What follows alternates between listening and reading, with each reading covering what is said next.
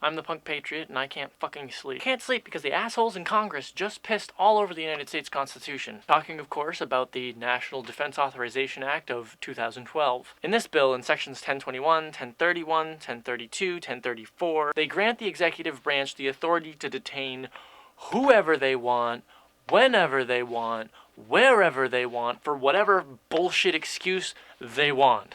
Now, in the lead up to this, the slightly cynical Democratic apologists, the Obama-worshipping dipshits who populate Twitter's progressive circles, they kept talking about how this was all a show and Obama was going to veto it because he just wanted to unify the base. This was all some long-term strategic thing that he was doing in order to win the next election. Well, guess what? He said he's gonna fucking sign it. And you know why? Because it was changed so that it goes even further. The Obama administration said that they were going to veto it because they didn't want to accept any limitations on their authority to detain people. But let me repeat that. The Obama administration said that they were going to veto it because they didn't want to accept any limitations on their authority to detain people. The Obama administration was only saying they were going to veto it because it didn't go far enough. So why is this such a big deal? Well, to go back to the Bill of Rights, this piece of legislation fundamentally undermines the Fourth Amendment.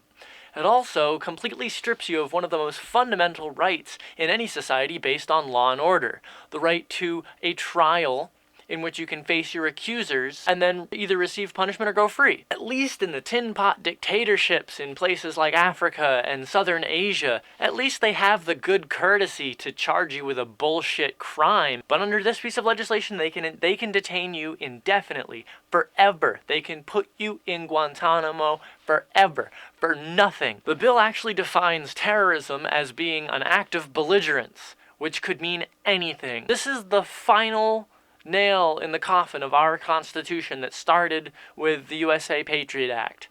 First, they expanded the definition of what terrorism was. Then, under the Military Commissions Act, they did away with habeas corpus. And now they're putting the final nail in the coffin. They have so broadened what terrorism is. They have completely done away with habeas corpus. Habeas corpus isn't even like a pre-federalist thing. It's like pre-America. It was signed in a fucking long time ago. It's like the basis for all Western law and order. Habeas corpus, that you can't be fucking held in prison forever without being charged with something. It's a fucking cornerstone of any society based on law and order. So without it, there's no Fourth Amendment, the right to freedom from search and seizure of persons, papers, property without a warrant. Without the Fourth Amendment, you have absolutely no rights whatsoever. What do you want, the right to free speech? Well, you can exercise your right to free speech when you're in Guantanamo.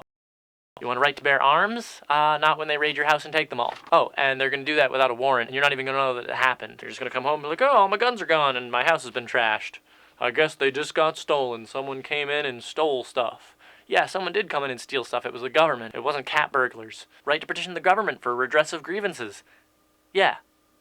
Fat fucking chance. Good luck getting a lawyer on the phone when you're in a secret detention center in Morocco getting your scrotum sliced into little slivers with an X-Acto knife. Yeah, and that actually fucking happened. This bill, the National Defense Authorization Act, because of these riders that have been put in it, is essentially an end to law and order. It is an end to the rule of law in the United States. It is the final nail in the coffin of civil society. Sure, in theory, the judiciary is supposed to be a check against this sort of overreaching legislation or claims to authority by the executive branch. But it's not like the Supreme Court reads every bill that Congress passes and that the White House signs and then grades it like it's a fucking book report. That doesn't happen. The only time that judges can act as a check against this sort of unrestrained seizure of illegitimate authority is when there is a case in court brought against the government for overreaching. When the government is enforcing a law that is unconstitutional, if someone affected by that, someone who is injured, someone who has their constitutional rights infringed on, when that person makes a court case against the government for those violations, that is when a law gets checked by the judiciary. So if the government, as they say in Arabic, puts you behind the moon, you've been disappeared. No one will know where you are. If your family can't prove that you've been detained by the government, then you have no standing in court. Well, they probably have to, provide you with some sort of notice or notify your family that you've been detained. Actually, no. No, they don't. Under the USA Patriot Act, that was made clear. If they disappear you, no one will know where you are. People will think that you've run away, that you got drunk and went swimming and drowned, that you got in a car accident, that you were kidnapped. Well, actually, they would be right about that, wouldn't they? That you were murdered. They could be right about that too. And no one will have any way of proving that you've been detained by the government. So your family will have absolutely no standing on which to file a case, which means that you will never get a day in court, which means that this law will never be clarified, which means that this law, despite being in complete fucking violation of the Constitution and against everything that we stand for as Americans, will remain on the books. All this in the land of the fucking free, home of the brave. Home of the brave? We're so scared of our own shadows that we've willingly trashed everything good about this country. The people in Congress are so scared of their own shadows that they just trashed the Fourth Amendment. The thing is that people like you have voted for these people. And you vote for the Republicans because you're scared that the Democrats will win. Or you vote for the Democrats because you're scared that the Republicans will win. And it doesn't fucking matter to you how they actually vote on legislation like this. Because, oh, it's better. Is it fucking better? Tell me that when you're in Guantanamo. This isn't a Republican versus Democrat issue. When this bill went back to the House, 283 members of Congress voted for this bill. They voted to nullify the Fourth Amendment. 93 of them were Democrats. A small minority of people who voted against this were Democrats. A small minority of people who voted against this were Republicans. And they did so because this legislation is fucking un-American. 93 Democrats voted to detain you indefinitely in Guantanamo. And the craziest fucking part is people are still going to vote for these assholes instead of voting for a third-party candidate because they're so scared to death that the other party's going to win. How does that line of reasoning even hold up in light of legislation like this? How does this line of reasoning hold up against overwhelming evidence that they do not give a fuck about you? They don't give a fuck about your rights. They don't give a fuck about your country. They don't give a fuck about your children. They don't give a fuck about your neighbors or your neighborhoods. They don't give a fuck about your community. They don't give a fuck about your job. They don't give a fuck about your income.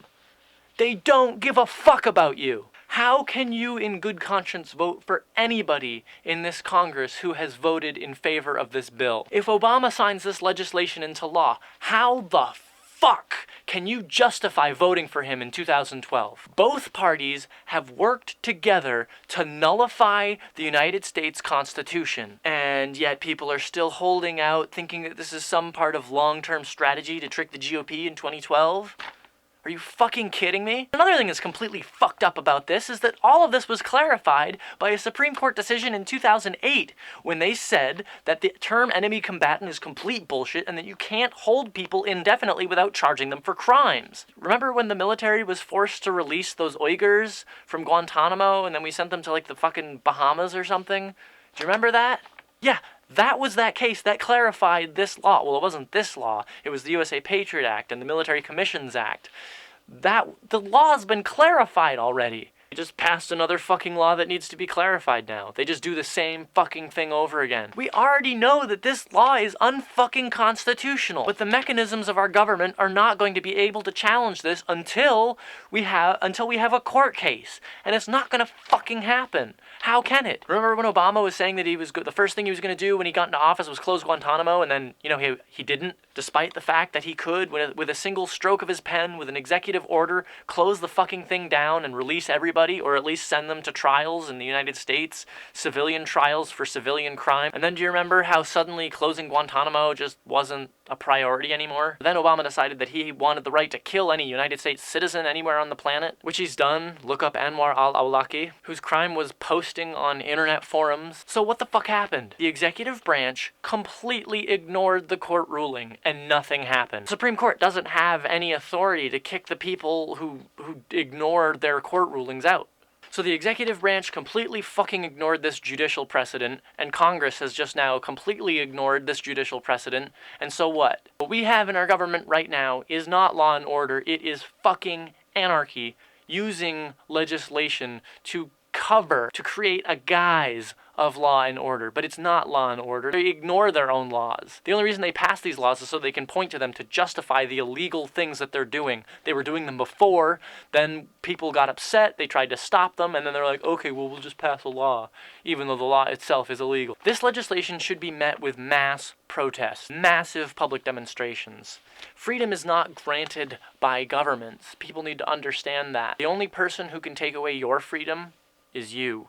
When you willingly cede your freedom out of fear, that is when your freedom is taken away from you. We must continue to live in a society that we want to live in, one that is free. We must live as though we're in a free and open society. And if we aren't in a free and open society, then let that be known. And it'll prove itself not to be a free and open society already, with all the violence against peaceful protesters who are doing nothing at the various Occupy movements. It is extremely obvious that we don't live in a free and open society. These people are being met with violence for doing absolutely fucking nothing.